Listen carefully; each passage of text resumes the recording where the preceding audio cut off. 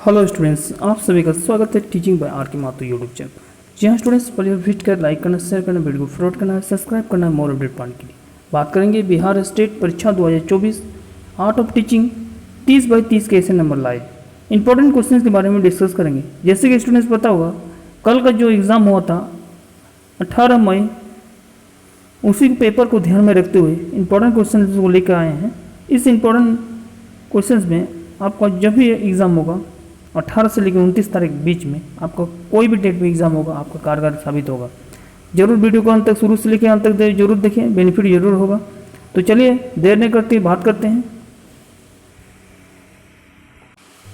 Students, यदि आपने part 1 video नहीं देखा है तो ज़रूर आप जाके प्लेलिस्ट में जाके सर्च कीजिएगा बिहार स्टेट, आपको वीडियो ज़रूर देखिएगा। चलिए बात करते हैं आर्ट ऑफ टीचिंग में ब्लूम टैक्सोनॉमी के बारे में।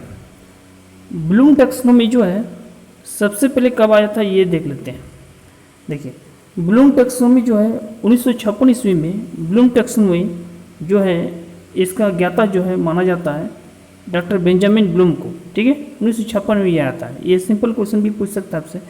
अब देखिए यहाँ ब्लूम टैक्सोनॉमी होता है कि विद्यार्थियों के बौद्धिक विकास में योगदान देती है। ठीक है, इसके वर्गीकरण के उपयोग से विद्यार्थी एक विषय अपने तरीके से समझ सकते हैं। ठीक है, इसका कहने का अर्थ होता है कि ब्लूम टैक्सोनॉमी जब से आया 1956 से, तब से जो है बच्चे के जो बौद्धिक विकास है, उस बौद्धिक विकास में उसका डेवलपमेंट करने में बहुत सारा योगदान मिला।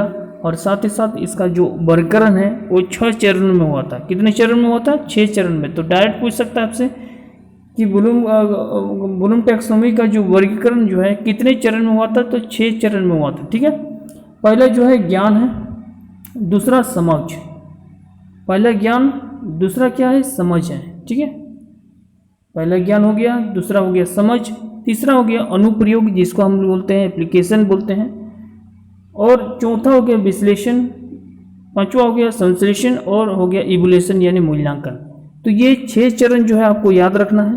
पूछ सकता है कि इनमें से ब्लूम टैक्सोनॉमी का वर्गीकरण नहीं है।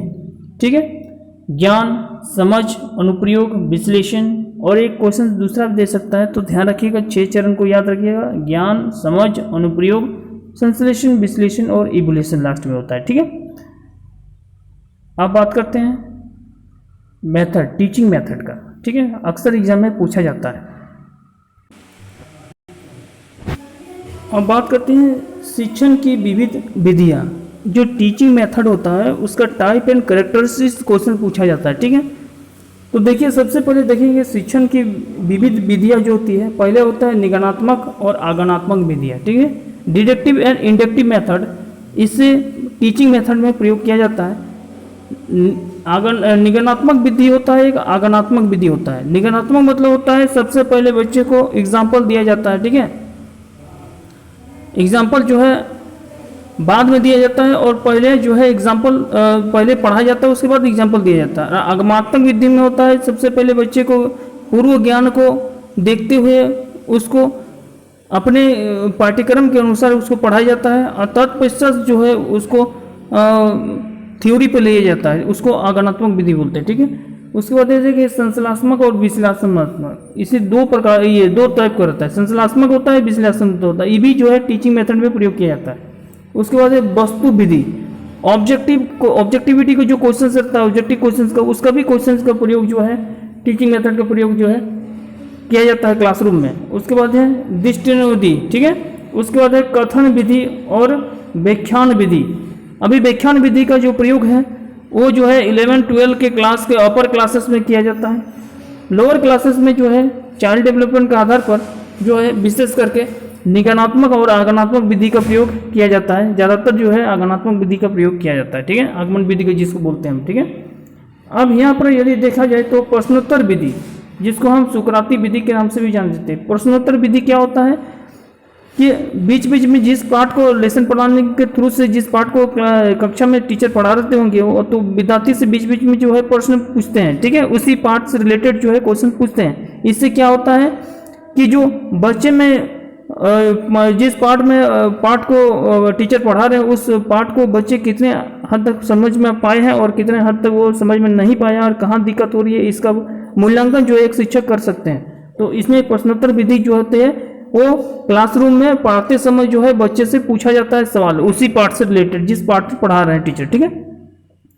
करके सीखना होता है कि आप जिस चीज़ को आप पढ़ा रहे हैं, जैसे बल पढ़ा रहे हैं, ठीक है, या फ्रैक्शन पढ़ा रहे हैं, घर्षण पढ़ा रहे हैं, तो घर्षण साइंस चैप्टर में घर्षण पार्ट को जब पढ़ा रहे हैं आप, तो बच्चे को क्या कीजिएगा, सबसे पहले एक स्मूथ सरफेस में ऑयल डाल के बच्चे को बोलिएगा कि कोई चीज़ रख देते हैं तो देखिए गोली रही या कोई भी चीज़ रही तो वो क्या हो जाता है, चला जाता है, तुरंत खिसक जाता है। लेकिन वही जो फ्रैक्शन रहेगा यानी घर्षण रहेगा, घर्षण रहित रहेगा, तो वहाँ पर क्या होता है कि वो गिरने की संभावना ज़्यादा रहता है। और फ्रैक्शन यदि रहेगा तो आप आसानी से चल सकते हैं। जैसे आपके चप्पल जूते पहनते होंगे तो उसमें जो है आपका देखिएगा जो तला रहता है पिछले साल के भाग, उसमें क्या होता है, फ्रैक्शन रहता है, ताकि आप फ्रैक्शन के साथ जो है ज़मीन में जैसे आप चलते हैं तो उसमें आप गिरने की संभावना आप ही कम रहता है, कम बना रहता है, ठीक है।